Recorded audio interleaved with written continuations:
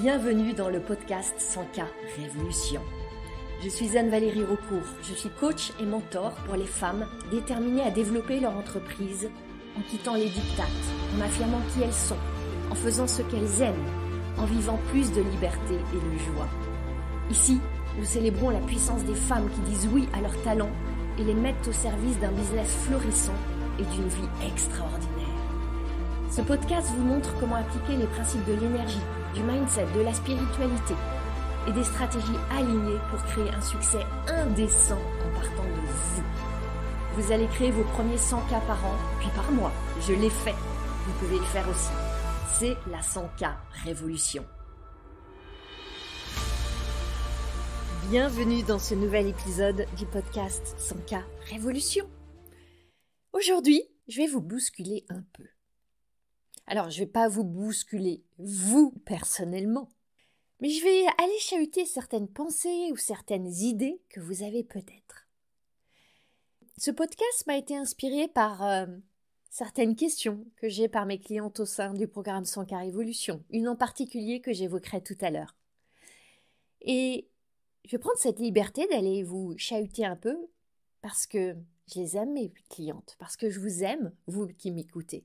Et parce que parfois aussi, je me sens un peu triste ou parfois contrariée ou parfois franchement fâchée quand je vois tellement de talents, tellement de dons, d'expertise, de magie qui restent cachés, qui restent camouflés derrière le voile de prétextes, de fausses excuses, d'émotions que vous ne voulez pas les rencontrer. L'idée que j'ai envie d'aller chahuter ou challenger aujourd'hui, ou plutôt c'est un panel d'idées qui tourne autour du thème de la chance dans votre business.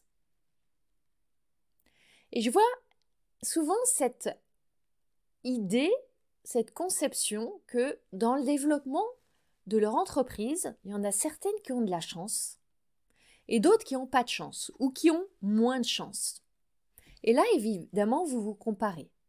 Vous regardez les résultats affichés par d'autres, notamment sur les réseaux sociaux, c'est une vitrine extraordinaire pour ça. Et vous vous dites, mais pourquoi est-ce qu'elle a tellement de chance? Et pourquoi moi j'en ai pas autant?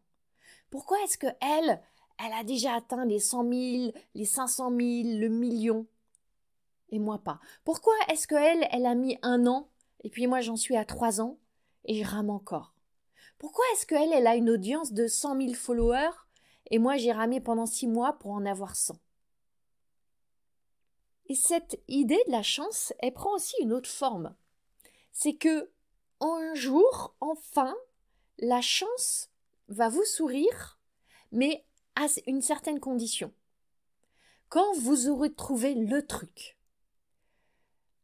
magique, la bonne plateforme, la bonne offre, la bonne niche, la bonne cible, la bonne audience, le bon message, quand il y aura ce bon truc que vous aurez touché du doigt, enfin, vous pourrez avoir de la chance. Et d'ailleurs, j'observe que parfois, on me dit, avec un air qui peut être tantôt envieux, tantôt admiratif, tantôt franchement critique, « Non mais Anne-Valérie, toi, tu as de la chance. » Non, mais tous les voyages que tu fais, tu pars 2 mois à Bali, tu pars en Thaïlande, tu voyages partout en Europe, t'as de la chance. T'es dans un mastermind avec des entrepreneurs de très très gros calibre, t'as de la chance. Tu travailles vraiment d'où tu veux, t'as de la chance. T'as de la trésorerie, tu peux te permettre d'investir, t'as de la chance. T'as une certaine visibilité, t'as de la chance. Et si j'explique que quand même, j'ai travaillé et que j'ai travaillé ardemment pour créer tout ça et que il m'a fallu des années, il y a un deuxième niveau. Alors c'est oui mais. Pour quand même revenir au thème de la chance. Oui mais tu t'es lancé quand il y avait moins de concurrence, donc tu as eu de la chance de te lancer au moment opportun. Oui mais toi tu avais fait des bonnes études, tu as des diplômes, tu as plein de certificats, donc c'est plus facile pour toi de montrer que tu es une experte. Oui, mais toi, tu arrives à maîtriser la tech, les tunnels, les outils, tout ça. Donc, c'est plus facile pour toi. Alors oui, c'est vrai, j'ai eu certains privilèges. Et je sais que d'une certaine manière, c'est une chance. Oui, j'ai fait des bonnes études, j'ai eu la chance d'avoir mes parents qui m'ont soutenue dans le cadre de mes études. J'ai la chance d'avoir un mari qui, depuis que je suis entrepreneur depuis 13 ans, elle me soutient toujours dans toutes mes folies entrepreneuriales, mes bifurcations, mes changements, mes moments d'euphorie, mes moments de doute total. J'ai la chance d'avoir un cerveau qui capte vite, qui connecte vite les choses, qui arrive à restituer. J'ai la chance aussi d'aimer profondément travailler. Chance, pas chance, je ne sais pas.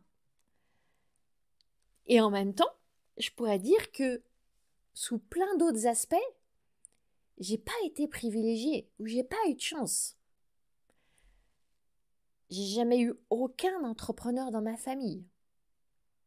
J'ai même été très rejetée à partir du moment où déjà j'ai voulu faire une grande école de commerce, où ensuite j'ai voulu aller dans la finance, où ensuite je suis devenue entrepreneur et j'ai créé ma première entreprise dans le monde de la décoration intérieure. C'était complètement farfelu.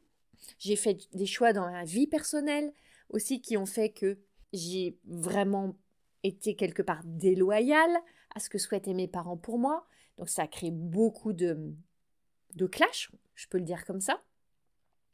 Je peux dire aussi que j'ai pas eu de chance parce que, de par certains traits de mon caractère, je suis fondamentalement extrêmement timide, très introvertie. J'ai une aversion à la tech, j'ai appris à apprendre. Mais je n'aime pas du tout ça, ça crée beaucoup d'inconfort pour moi. J'ai eu tout au long de mon parcours entrepreneurial certains problèmes de santé sérieux. J'ai fait un grand nombre de séjours à l'hôpital. J'ai une forme d'hypersensibilité. Voilà, tout ça, c'est pas des grands atouts qui sont dans ma manche. Donc vous voyez, c'est facile de voir un petit aspect du succès d'une personne et de l'attribuer à la chance. Et dans mon mastermind, je côtoie des entrepreneurs qui ont des succès énormes si on les évalue en termes de chiffre d'affaires, d'audience, de nombre de clients, de croissance, etc. Et au fil des discussions, ce que je vois, c'est que pour aucun d'eux, mais aucun d'eux, ça s'est fait sur un coup de chance. Il y a eu toujours des années d'expérience, des années d'apprentissage, des années d'essais et d'erreurs et d'échecs. Il y a eu des faillites, il y a eu des coups durs de la vie.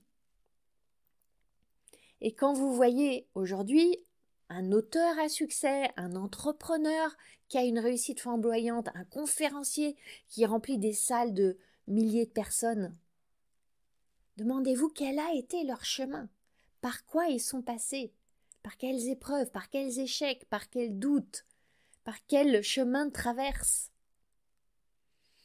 Vous voyez qu'on se met dans cette perspective, chance, pas chance, est-ce qu'on peut vraiment juger de ça? Oui, c'est tellement séduisant de se dire « Oh, c'est un coup de chance ». Elle est sexy, la chance. Parce qu'elle écarte d'autres notions qu'on n'a pas envie de considérer, comme l'effort, comme la patience, comme l'endurance, comme la persévérance. Quelque part, la chance, elle va nous dédouaner du travail à accomplir. Si je peux miser sur la chance, ben alors, je ne vais pas fournir d'efforts.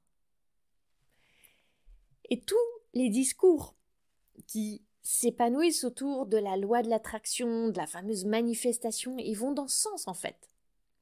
Derrière, il y a quand même cette idée qui n'est pas exprimée comme ça, mais qu'on peut discerner, qu'en choisissant bien sa vision, en calibrant bien ses pensées, en veillant à ses émotions, en alignant sa vibration, on va créer la bonne fréquence et qu'on va comme ça se mettre sur la fréquence des clients, de l'argent, de la maison, de l'amoureux, etc.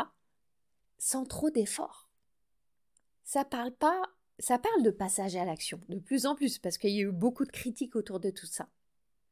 Mais ça parle beaucoup d'alignement, de légèreté, de facilité. Il n'y a pas très loin de tout ça cette idée que la chance va se manifester, que tout d'un coup, la grande idée va descendre du ciel, que l'argent va couler à flot, etc. Bien sûr que c'est quelque chose qui va arriver. Mais c'est quoi le vrai chemin? Est-ce que c'est un chemin de chance? Si on regarde dans le champ de la génétique, on observe que les espèces qui survivent, quand on regarde dans le champ de tous les animaux, les espèces qui survivent sont celles qui prennent des risques, qui vont au-delà de leur territoire, qui expérimentent des choses nouvelles, qui vont manger quelque chose qu'elles ne mangeaient pas avant, qui vont s'associer avec un autre animal ou une plante. C'est une manière de dire que la chance, c'est pas un truc qui tombe du ciel, c'est quelque chose qu'on provoque, qu'on invite. Et vous le savez, jouer, c'est la seule manière de gagner. Vous vous souvenez de cette publicité pour le loto de l'euro-million qui disait 100% des gagnants ont tenté leur chance. C'est devenu quasiment un proverbe ou un mantra. Et au-delà de cette expression qui en dit beaucoup, on peut retenir que la chance, on la provoque. Alors, si vous n'aimez pas le verbe provoquer, on peut dire on l'invite. Il y a cette autre expression française qui dit « qui ne tente rien n'a rien ». C'est ça, il s'agit de tenter la chance pour obtenir quelque chose. On parle bien de tenter sa chance, mettre la chance de son côté. Vous voyez comme ces expressions, elles disent beaucoup sur notre relation avec la chance. On dit aussi que la chance sourit aux audacieux, qu'il est de notre responsabilité de saisir notre chance. Vous voyez, j'ai fait une petite recherche sur la sémantique autour de la chance. Elle parle bien de notre responsabilité vis-à-vis d'elle. Et la vérité ici, et c'est là que ça pique un peu, c'est que la chance, elle se provoque, elle s'invite, elle se crée par le travail. Ce qui m'a inspiré cet épisode, c'est une cliente de mon programme 100K Révolution qui, en coaching la semaine dernière, me disait « J'ai lancé mon atelier, mais en fait, j'ai peur. » Et son atelier devait se dérouler dans un mois et elle voulait 10 personnes dedans.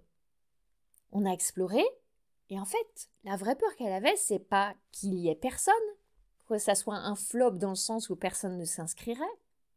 Et à la limite, elle aurait été assez soulagée de l'annuler pour pas aller se confronter à la peur d'animer cet atelier. La vraie peur qu'elle avait, c'est de devoir fournir trop d'efforts pour le remplir. Elle a 1 mois devant elle pour remplir l'atelier. Et la peur, c'est « Oh là là, il va falloir que je bosse pour ça. Il va falloir que je fasse des efforts. Il va falloir que je travaille. Il va falloir que j'engage de l'énergie, du temps, que je sorte de ma zone de confort. » Bien sûr, elle préférerait que son atelier se remplisse par la grâce de la chance. Et on préférerait toutes, quelque part, cette option de facilité. Et c'est intéressant de voir ça, parce que ça questionne. Voilà ce que j'ai répondu au bout d'un moment à cette cliente. Je lui ai dit, imagine que tu es une femme célibataire et lors d'une soirée, tu rencontres un homme pour qui tu as un coup de foudre sidéral. Ça fait longtemps que tu es en train de chercher, de faire des rencontres, tu ne trouves jamais le bon et là, c'est le coup de cœur total. Tu sens qu'il y a quelque chose qui vibre, tu te sens attiré. Seulement, tu sens que il n'est pas indifférent, mais il est sur la réserve. Il est timide. Tu as parlé un peu avec lui, tu as compris qu'il a eu des relations difficiles, qu'il sort d'une histoire compliquée, qu'il est un petit peu méfiant, qu'il a envie d'une belle relation durable, épanouissante, etc. Mais qu'il a des peurs. Il a des résistances. Et donc, il n'a pas sauté dans tes bras le premier soir. Ou il t'a pas demandé de sauter dans les siens. Toi, t'es tout feu, tout flamme. Donc, on peut imaginer que dans cette situation, tu vas tout mettre en œuvre pour l'aider à lever ses freins, à traverser ses peurs, à gagner petit à petit confiance. Tu vas œuvrer à créer cette relation. Tu vas aller vers lui. Tu vas devenir extrêmement créatif pour lui donner envie de te revoir, le rassurer, le faire rire, lui faire goûter à ce que ça peut être le début de cette relation avec toi. Tu vas être curieuse, tu vas faire des efforts, tu vas faire le travail, tu vas t'engager parce que tu y crois, parce que tu crois à cette relation, parce que tu es enthousiaste et inspiré. Eh bien, ton offre, cet atelier en l'occurrence pour ma cliente, c'est la même chose.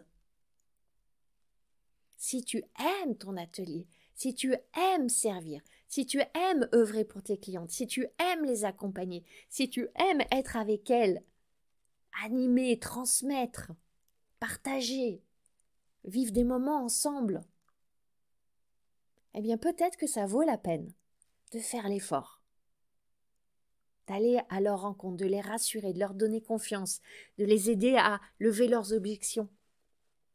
C'est pas la chance qui joue. Que ce soit dans cette relation entre cette femme célibataire dans mon histoire et ce futur amoureux, ou dans remplir un atelier, c'est la même histoire. Et quand vous êtes entrepreneur, c'est intéressant de voir que vous l'avez choisi et vous avez choisi le type de travail que vous voulez. Quand vous êtes salarié, on vous impose plein de choses. On vous impose vos missions, vos tâches, vos horaires, les moyens qui sont à votre disposition, votre cadre de travail, votre environnement, vos collègues, plein de choses. Quand vous avez choisi de devenir entrepreneur, vous avez embrassé un autre type de travail.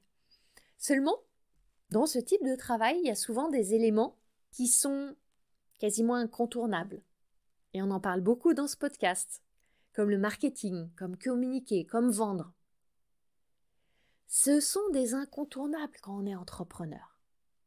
Et je sais que beaucoup d'entrepreneurs aimeraient tellement les contourner, ces incontournables. Et c'est là que intervient ce fameux espoir que la chance va rentrer dans la danse. Allez, je vais faire 3 posts et mon programme va se remplir. Je vais faire une vidéo, ça y est, je vais avoir dépassé ma peur et enfin mon audience va croître à la vitesse de la lumière. Alors oui, il y a souvent une part de chance. Pourquoi est-ce que telle vidéo va devenir virale tout d'un coup, alors que vous en avez fait 100 avant? La 101e, elle n'est pas meilleure, elle n'est pas différente. Même pour vous, elle est peut-être moins bonne que d'autres et elle va devenir virale. Pourquoi? On ne sait pas. Mais personnellement, je préfère miser sur le travail que sur la chance. Parce que le travail, il est dans ma responsabilité. La chance, elle m'échappe. Donc j'aime croire que c'est le travail qui crée ma chance. Je suis dans mon pouvoir créateur. Et il y a un paradoxe qui est assez intéressant. C'est que croire à la chance, croire que la chance existe, c'est parfois le premier pas pour attirer son regard. On dit que la chance sourit aux audacieux. En quoi est-ce que vous êtes audacieuse? Pour attirer la chance ou la fortune, la bonne fortune, comme on dit. C'est intéressant ce mot. Mais pour ça, c'est nécessaire de sauter sur les opportunités, prendre des risques, tenter sa chance. Et surtout, cesser de voir les échecs comme des malchances. Ah, moi, j'ai lancé un webinaire, j'ai fait une masterclass, j'ai fait des posts. C'est que des échecs, donc je suis dans la malchance. Non, ce sont juste des feedbacks, des enseignements. On pourrait même aller jusqu'à dire qu'en fait, ce sont des messages que la chance vous envoie et elle vous dit « Eh oh, je suis là, je suis juste au-delà. » T'as essayé un truc qui marche pas? 2, 3, 4. T'es sur le point de trouver le truc qui marche et je t'attends là juste derrière cette porte. Vous voyez, on aimerait se dire que la chance c'est une sorte de don magique qui est réservé seulement à un petit nombre d'heureux élus. Mais en réalité, c'est plutôt une discipline de vie.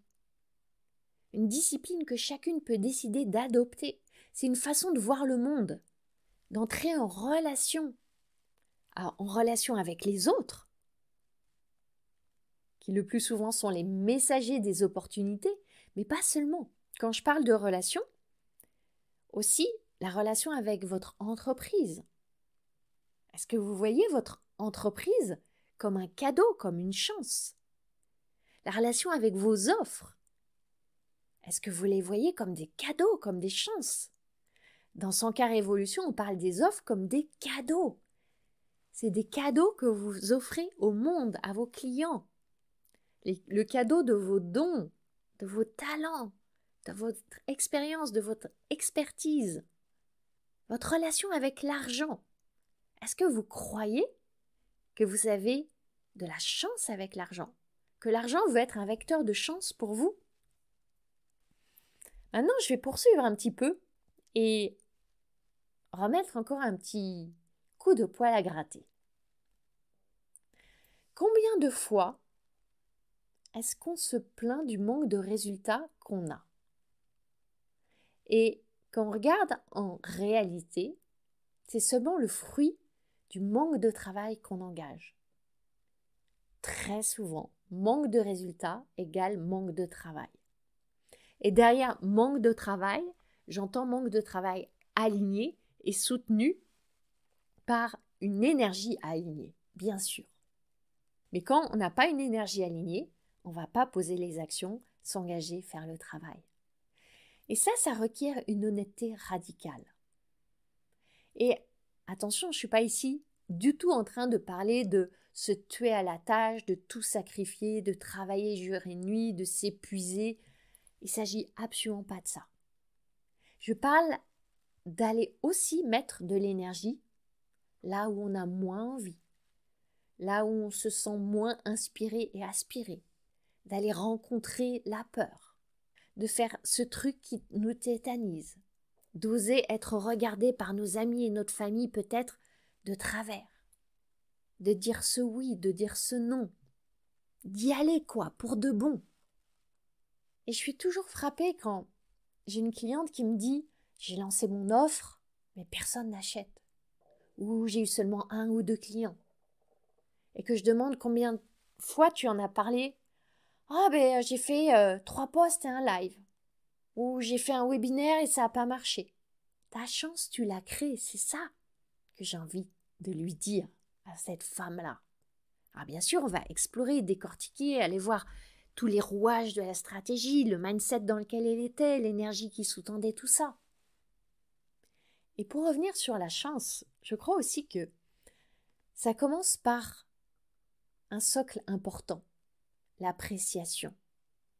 Ça commence par apprécier la chance que vous avez d'être entrepreneur. Et cette chance, vous l'avez créée. Vous avez pris toute une série de décisions, posé toute une série d'actions qui vous ont mené là. Et pour beaucoup d'entre vous, ça n'a pas été un chemin facile. Vous avez créé cette chance. Et plus vous serez en gratitude pour cette forme de chance, plus vous allez vous connecter à votre pouvoir d'attirer encore plus de chances, qui ne sont qu'une suite de décisions et d'actions. Et vous le savez, ce que vous appréciez s'apprécie. Et plus vous allez apprécier votre pouvoir de création de la chance, plus cela va s'apprécier et prendre de plus en plus d'ampleur dans votre vie. Je veux vous inviter aussi à voir comme une chance le fait que vous n'avez peut-être pas encore complètement créé votre chance. Par exemple, si vous n'avez pas eu assez de clients selon vos critères et vos objectifs après votre webinaire, c'est normal. C'est juste normal. Il y a des choses à ajuster, des éléments de stratégie à revoir, votre énergie à recalibrer. Est-ce que vous avez renoncé alors? Ouais, eh bien c'est le moment de remonter en selle. Vous avez bifurqué pour essayer autre chose et encore autre chose et encore autre chose. Est-ce que c'est pas le moment de revenir peut-être sur votre première idée, ce webinaire, et l'améliorer, et continuer, et ajuster? La chance, elle est là quand vous êtes en mouvement. Elle est peut-être là juste au détour de ce chemin, celui où vous persévérez. Imaginez que vous n'ayez jamais fait de sport.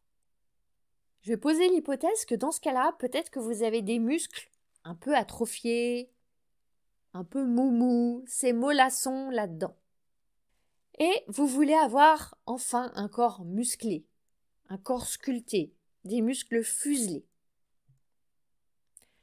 Vous savez que c'est pas la chance qui va créer ça, qu'il n'y a pas de baguette magique pour ça. Je sais qu'il existe des appareils avec des électrodes là, on se met des patchs et on branche ça et ça fait des contractions artificielles des muscles.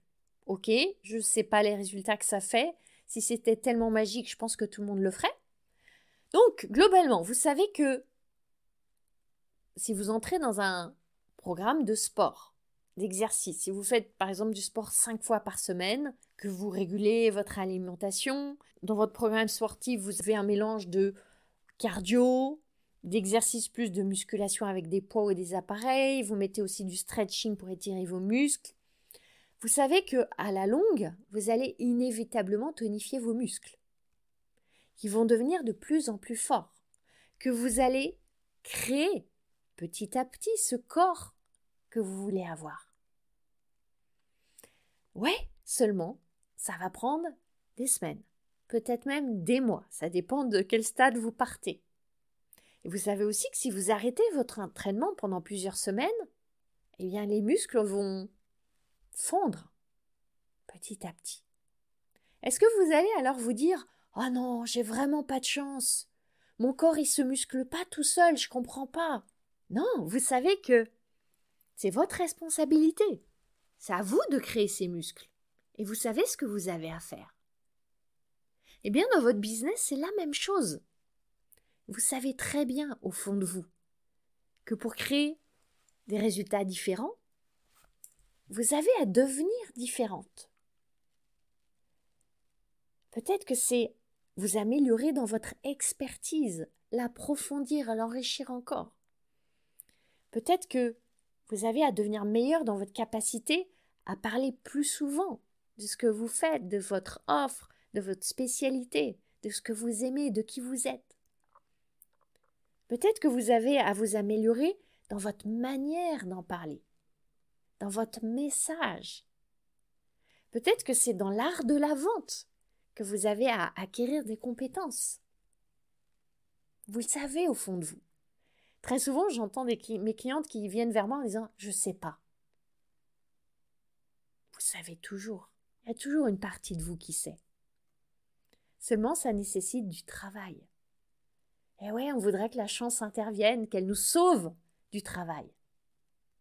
Mais c'est comme pour les muscles. Les muscles ne viennent pas par magie. Les résultats ne se créent pas par magie.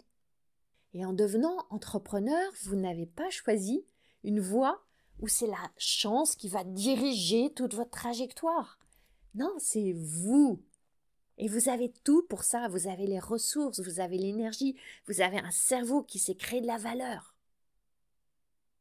Je rajoutais encore ici un fantasme qu'il y a quand on devient entrepreneur qui gravite autour de la liberté. Je suis sûre que la plupart d'entre vous, vous êtes devenus entrepreneur pour être libre.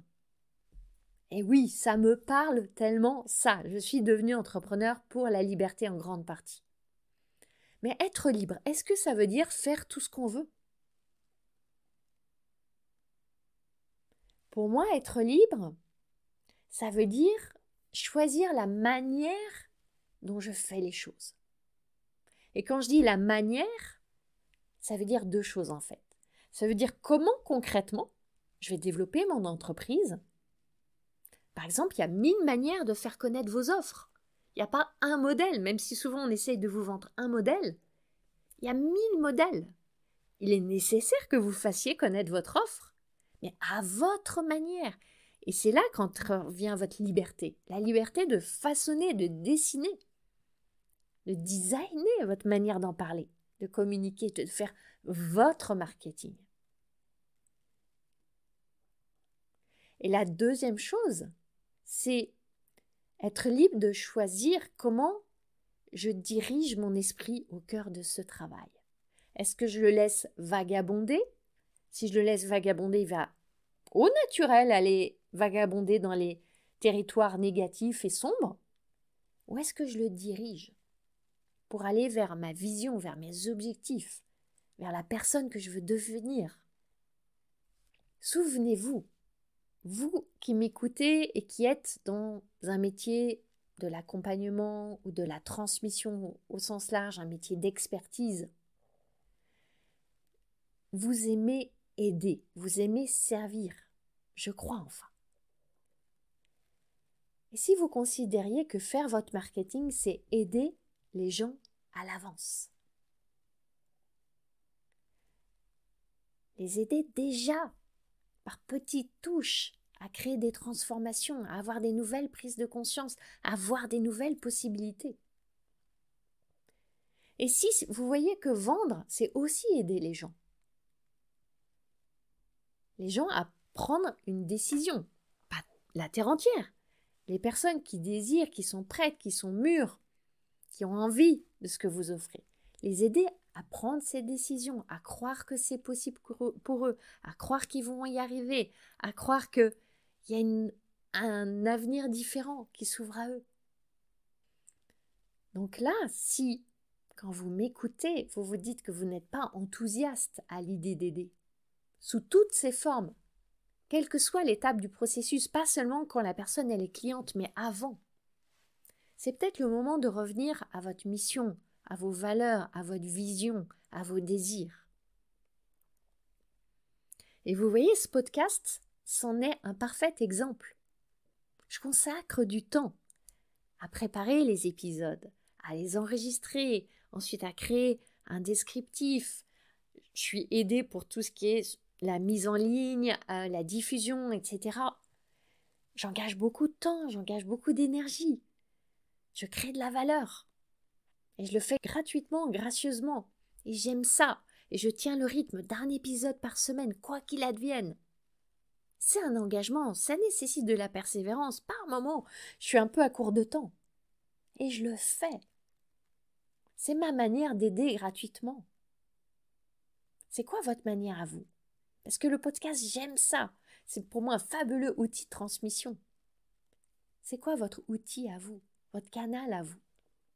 Alors on peut, peut-être pour certaines d'entre vous, espérer qu'un jour, ChatGPT, l'intelligence artificielle, tout ça, ça va vous délester de ce travail, vous en libérer.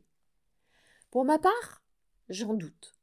Parce que je crois qu'on aura toujours besoin d'intelligence non artificielle, d'intelligence humaine, d'intelligence émotionnelle. Qu'on aura besoin de cette richesse, cette variété des points de vue, des mises en perspective, des connexions humaines, de la beauté des émotions. Je crois qu'au contraire, on aura encore plus besoin de la qualité de tout ça.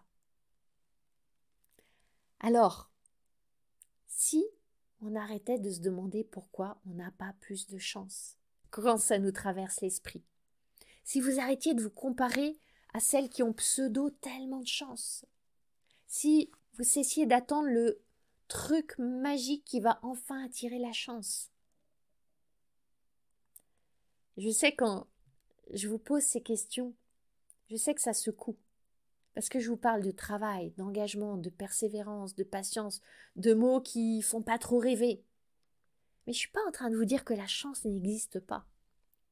Je vous dis qu'elle existe. Elle existe pour vous. Si vous créez les conditions pour qu'elle vienne à vous. Et vraiment, franchement, j'aimerais que vous voyiez ça comme la meilleure nouvelle que vous pouvez recevoir aujourd'hui. Et peut-être même pour toute la semaine et tout le mois. Et au-delà.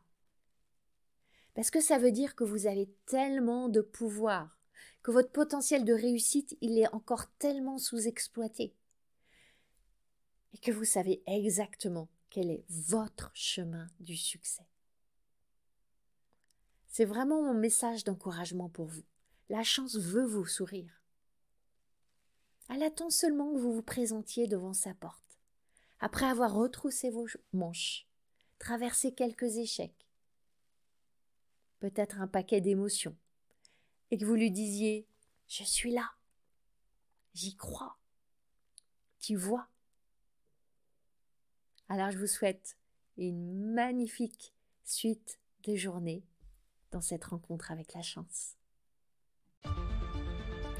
Vous avez aimé ce podcast? Vous pouvez aider d'autres entrepreneurs à le découvrir. C'est très simple.